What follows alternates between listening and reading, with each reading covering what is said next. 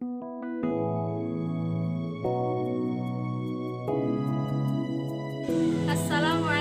warahmatullahi wabarakatuh. Perkenalkan, nama saya Lia Barokati Solika dari kelas IAT C2 dengan NIM 190402661. Di sini saya akan mempresentasikan hasil dari makalah kelompok kami dengan judul Terjemah Al-Quran. Mengenai tentang apa sih itu terjemah Al-Quran, mari kita simak video selanjutnya. Yang pertama yaitu ada pengertian terjemah Al-Quran. Terjemah Al-Quran secara bahasa yaitu menyalin atau memindahkan, sedangkan secara istilah yaitu menjelaskan makna suatu perkataan ke dalam bahasa lain dengan tidak merubah suatu kandungan dan maknanya. Yang kedua yaitu ada macam-macam terjemah Al-Quran.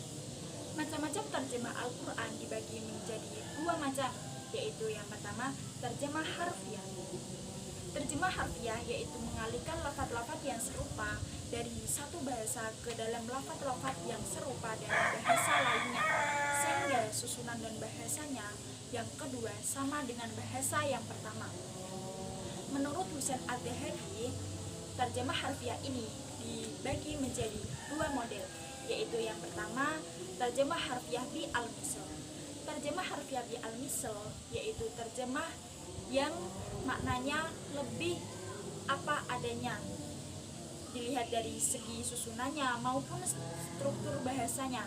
Sedangkan yang kedua yaitu ada terjemah harfiah bi ghairi al-misl, yaitu terjemah yang dilakukan keterangannya lebih longgar dibandingkan dengan terjemah bi al-misl sendiri, dilihat dari segi bahasa maupun struktur bahasanya. Yang kedua yaitu ada terjemah tafsiriyah atau terjemah maknawiyah, yaitu menjelaskan makna pembicaraan dengan bahasa lain tanpa terkait asal kata dan struktur kalimatnya. Atau bisa dapat kita simpulkan bahwa terjemah yang dilakukan dengan cara menyalin kata demi kata. Yang ketiga yaitu ada hukum dalam menerjemahkan terjemah tafsiriyah dan terjemah harfiah. Yang pertama yaitu hukum menerjemahkan harfiah. Atas pertimbangan bahwa tidak ada seorang pun yang mengatakan keharaman atau ragu dalam menerjemahkan Al-Quran dengan terjemah harfiah, sebab Al-Quran adalah kalamullah yang diturunkan oleh Allah Subhanahu wa Ta'ala kepada Rasulullah, yang dimana apabila kita membaca Al-Quran dinilai sebagai suatu ibadah. Dan apabila ada seseorang yang menerjemahkan Al-Quran, terjemahan tersebut tidak dikatakan sebagai kalamullah. Yang kedua yaitu ada hukum terjemah tafsiriyah. Dalam arti terjemah tafsiriyah adalah menerjemahkan makna ke dalam bahasa lain.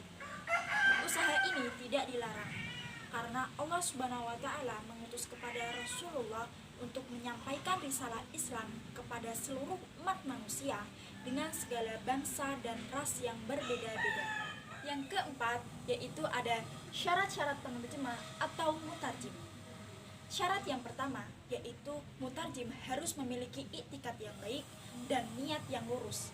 Yang kedua yaitu ada mutarjim harus menguasai ilmu yang bersangkutan seperti ilmu kalam, ilmu usul fikih, ilmu akhlak, dan ilmu-ilmu lainnya.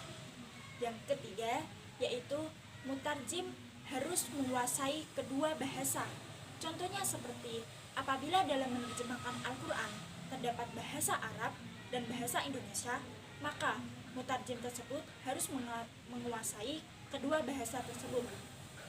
Yang keempat yaitu mutarjim harus memiliki akidah Islamiyah. Apabila ada mutarjim yang tidak memiliki akidah Islamiyah, maka tidak dibolehkan dalam menerjemahkan Al-Quran. Yang kelima yaitu sebelum menerjemahkan Al-Quran, maka mutarjim harus menulis kata yang akan diterjemahkan guna untuk memudahkan pembaca dalam mengecek makna yang dalam menerjemahkan Al-Quran tersebut. Yang kelima yaitu ada terjemah Al-Quran ke dalam bahasa asing.